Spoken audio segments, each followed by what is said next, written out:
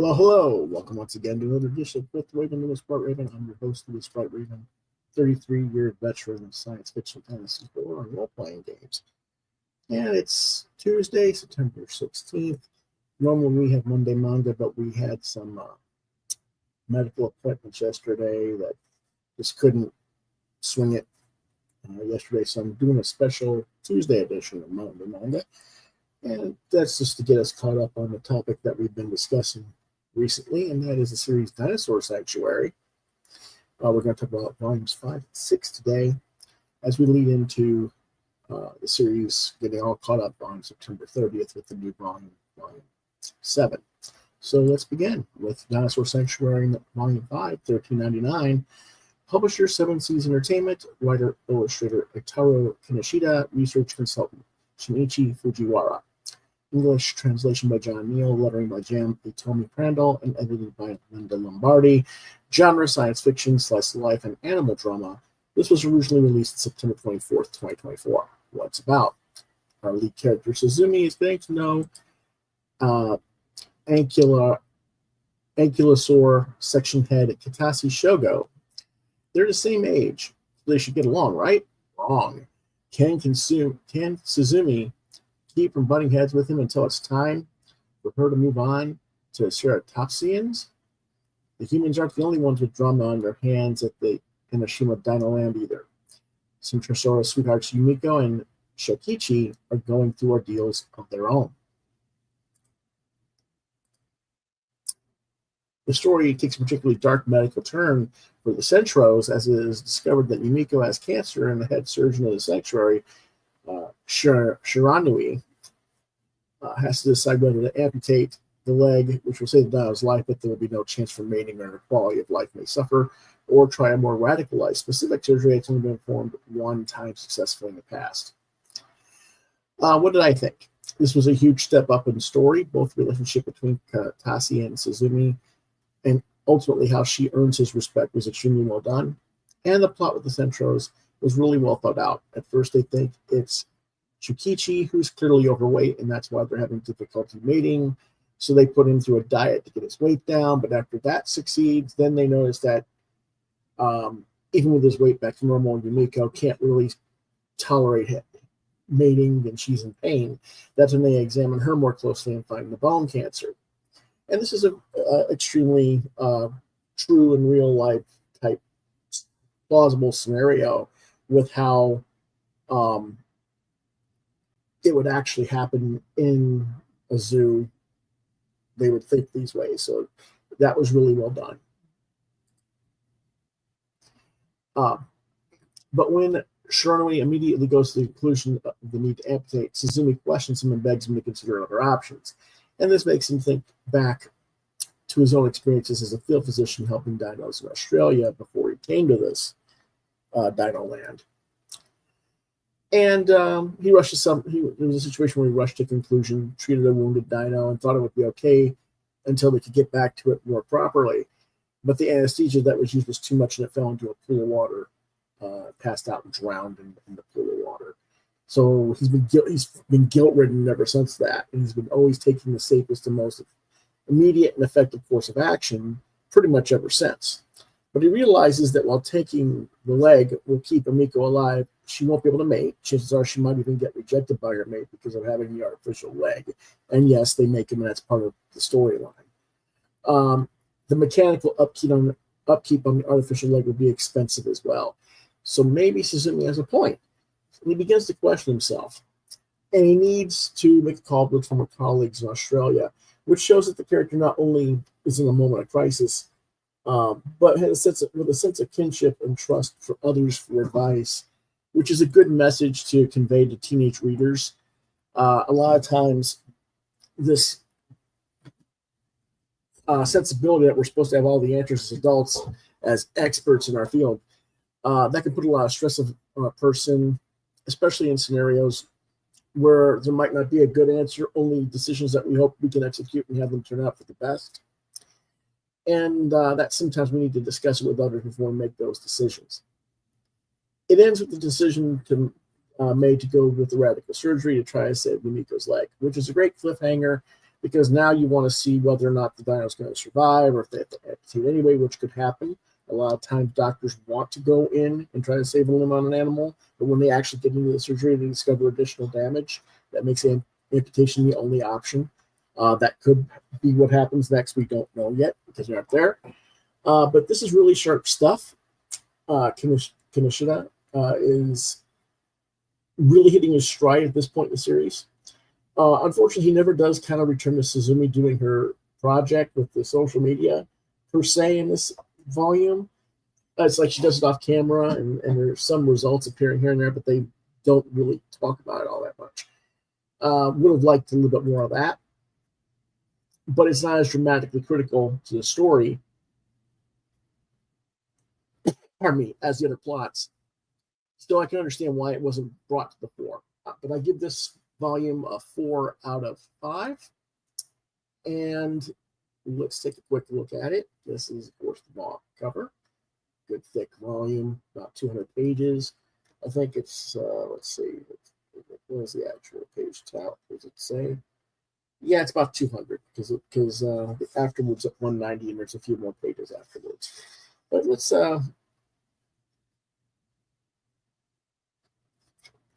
I like the storyline where Suzumi's dealing with the ankylosaurs and the other critters, and Kasade, or let me get his name right.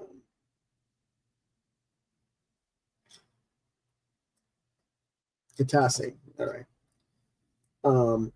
She keeps showing up late to her assignments, and it's annoying him. But there's reasons why she's late. She's actually doing other things. And it's important that she goes and does these other things. It's just that time-wise, it delays her a little bit. And so he's a little bit put off by her. And by the end of the story, he has to do some filing of some paperwork from commentaries by people who have visited the sanctuary. And there was a moment where the two of them met this old woman and asked for directions to a certain part of the park.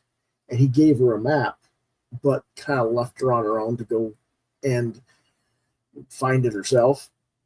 And Suzumi went with the old woman and helped her along because she needed the physical help. And the old woman wrote a letter and said thank you and how kind Suzumi was and everything like that. And it clicks in Katase's head that, oh, there's more than just serving the dinosaurs' needs. You know, we do have to serve the people's needs at the place too. And she did that. And that's just as important, if not more important, because I could still do what I needed to do without her at that moment. But she was helping this, customer, so to speak, this visitor get where they needed to be safely. And so he kind of like finds newfound respect for her at the end of their trial run together. And that's cool, but it's kind of like a short little blip of the story comparative to the rest of the book. The good stuff really is the storyline with the dino diet for Kinonishi and Yumiko, and trying to figure out what's going on and why they aren't mating. Takes up a good portion. They do a lot of really cool tricks about different exercises. They put food inside a certain rolling barrel and make him chase after it and try and poke it with his horn to try and get the food out and stuff like that. Make him exercise more, make him lose his weight. They realize that he wants to work in a colder climate, so they get bags of ice and make artificial snow to make him feel more cool and more active. He's more active in cooler temperatures than he is in the warmer temperatures. And he likes to hit a block of ice around, roll that around as well. Just really well thought out concepts.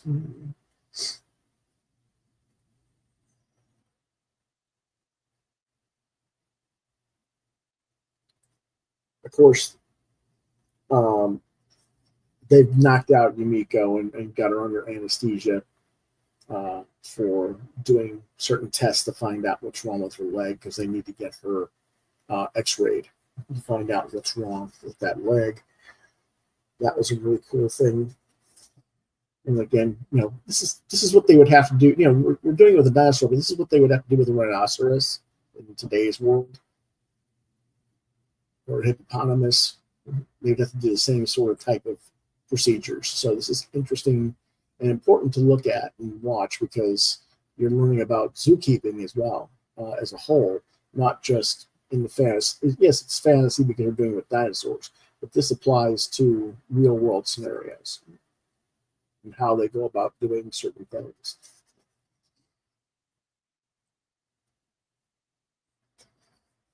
And then they show the cancer in the bone in different situations and what they're going to do. And I can't imagine the size of that MRI machine that they have to put that thing in. I mean, that's got to be like the size of my whole apartment here.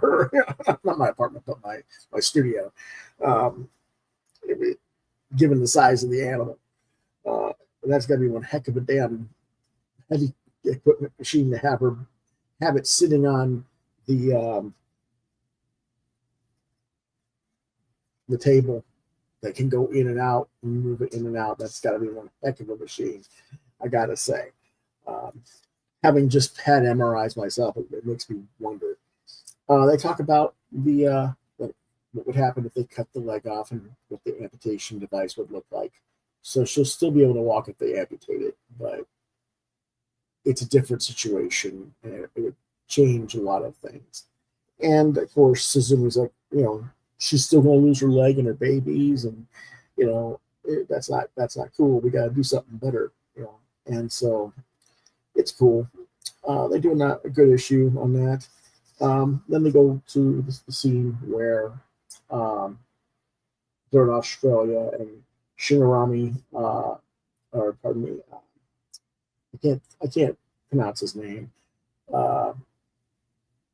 Shiranumi, I think it is. But anyway, the head surgeon and his experience in Australia and what they do trying to treat this one. And then they find out it took a fall and couldn't get up from the sleep, from the anesthesia, and drowned. But yeah, just really well written, well drawn comic. 4 stars. Again, they do leave it on a cliffhanger as to whether or not they're going to do the surgery. And he decides he's going to do the surgery. And that takes us to volume 6.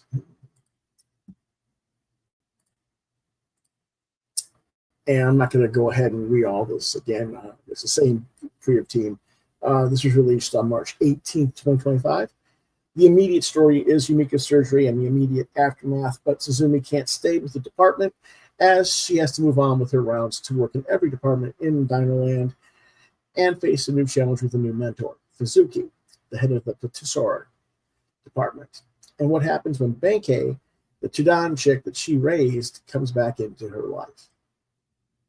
And I don't know if you guys remember that character from before in the earlier issues, but she raised this little chick, and then they had to give the chick up to another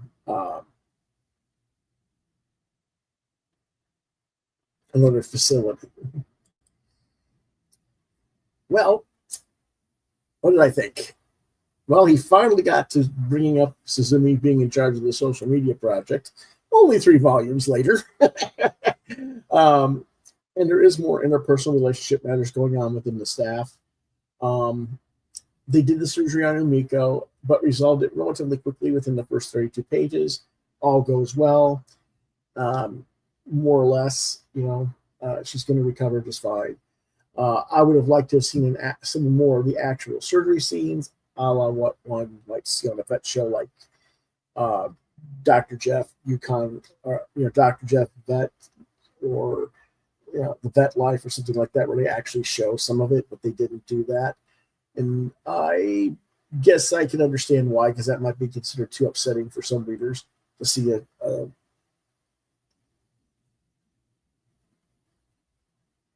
straight up illustration of the operation in play, I guess.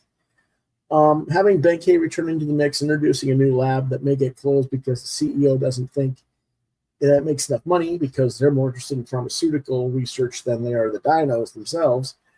The story going on there and the relationship Benkei brings back, not only back to Suzumi, but to the CEO's young son, Yuki, is again a brilliant storyline.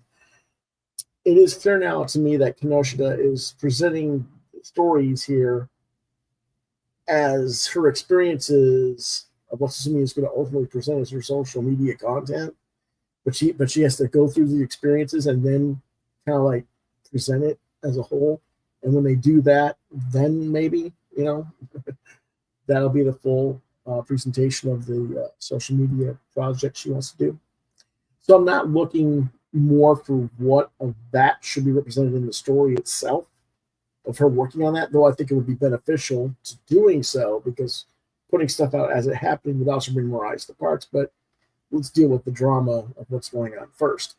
Benkei being a grown Troodon now makes for an interesting story too. I do think it's a point where they missed the science a bit, though, as a Troodon is no longer a genus. It is now considered a genus and not a species unto itself. And that kind of sort of got mixed up in the story, or at least it seemed to me. But given how recently that decision was made in the actual field of paleontology and dino research, and how controversial that decision has been, I'm going to presume that the story was written and done before that decision was made, and I'm not going to be overly nitpicky about it. And even if I was going to be nitpicky about it, the fact that we're well over 1,200 pages into a series before I know there's something quote-unquote wrong with the science speaks volumes as to the quality of the research and care being given to the storytelling. That's a lot better than I can say that god-awful mess that is Jeff Johns' Geiger, where he completely ignores all the science and just does whatever he wants. But that's another rant for another time. This has been a very enjoyable series for me to read.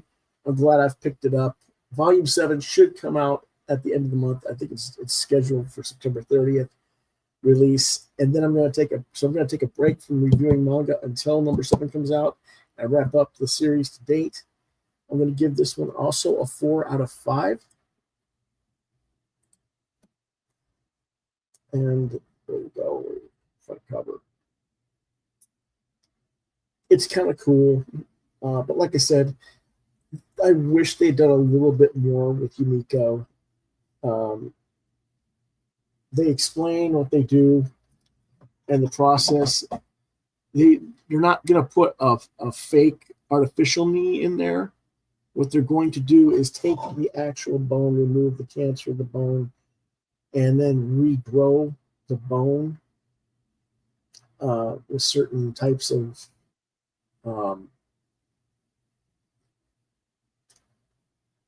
it's hard to explain it unless I'm reading it to you. But there's a certain process where they can regrow the bone from your actual bone marrow and stuff like that once they get the cancer out and everything. But they got to treat the cancer and get the tumor of it, most of it out first. And so they go with treating the animal first. That goes well, then they can take the bone out, put it back in, and then redress it. I would have liked to have seen a little more complication with that. I would have even been okay if they tried the surgery and it wasn't successful and we had a sad ending, just because that would be truthful to the tale as well. But, I think the writer wants to be putting things in a positive light most of the time, because even when they put tension and kind of a darker tone on some of these things, it usually turns around and comes out to a happy ending. So I think that's what is going on here. They have a really cool thing going on with this one animal who wounds its wing and it won't eat. And the reason it won't eat is because it tried to get another bird's food or another dino's food and it was attacked. That's why it had the hole in the wing. And it turns its beak to the side, to the right, because it has damage, and you have to kind of specially try to toss it and feed it before it'll eat anything, because it wasn't eating. And she had to figure out how to get the critter to eat. That was cool. Just a lot of really cool ideas and thoughts in this. This is her first meeting with Yuki. He's going to throw something at a dinosaur, human food, because she thinks that, and it's like, no, you don't feed our animals. We don't, especially not human food. But anyway, they don't like each other because he thinks that she abandoned the baby Benki, and she didn't. She was forced to give up to the other lab, and so he's like the CEO's son, and he thinks he's more of a friend to the dino than she is, and all his nonsense. But she was like, okay, smart ass, we'll see who he likes better. And he does something rather clever. He dresses himself to kind of look like Benki a little bit, to try and make the dinosaur react to him better. And it kind of sort of works at first, but then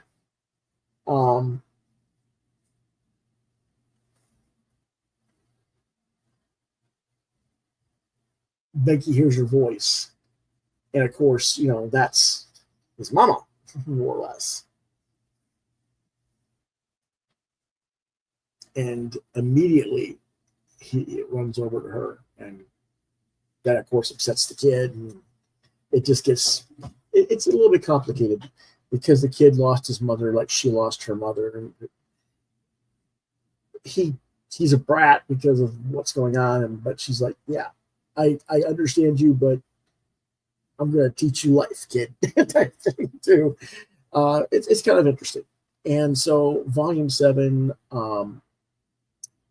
I think is going to be the conflict with the father and the son. I think the CEO father is going to want to close down the lab, and that's going to leave Benki with no place to go, and his son's going to raise hell, and we'll see what happens with volume 7. But yeah, that is what we're going to be doing at the end of the month, is volume 7, as soon as it comes out. And that's our review for tonight. Both are for this episode. Both books get a 4 out of 5. Next time will be volume 7, probably in 2 to 3 weeks, whatever the most recent volume is for volume 7, concluding our coverage for the time being. And then after we finish Dinosaur Sanctuary, we're going to pick 1 or 2 choices, and I would like you guys to vote on it. Go classic with Battle Angel Alita, or we can go modern with Kaiju number 8. One of these series will be our October theme. Vote by emailing me at quothravenlbr72@gmail.com through the end of the month, and let me know what you guys want me to review. Which one? We're going to review one or the other, and we'll review both of them at some point. So you're going to get reviews for both at some point. But I don't think I can do both at the same time. There's just too many volumes.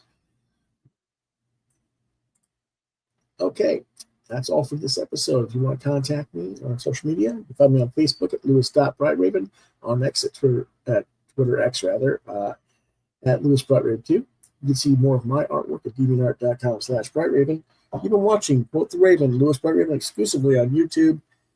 Email me at quothravenlbr72@gmail.com. If I don't get back to you there, try lewisbrightraven@yahoo.com. We'll see you tonight at 9 p.m. for our regular Tuesday night crowdfunding industry talk. We'll have about 7 campaigns to discuss, some from Indiegogo, some from Kickstarter. And we will have some other conversations as well. We'll be joined by Chris Hall, hopefully by then. So thanks for watching. We'll see you next time. Quoth the Raven, nevermore.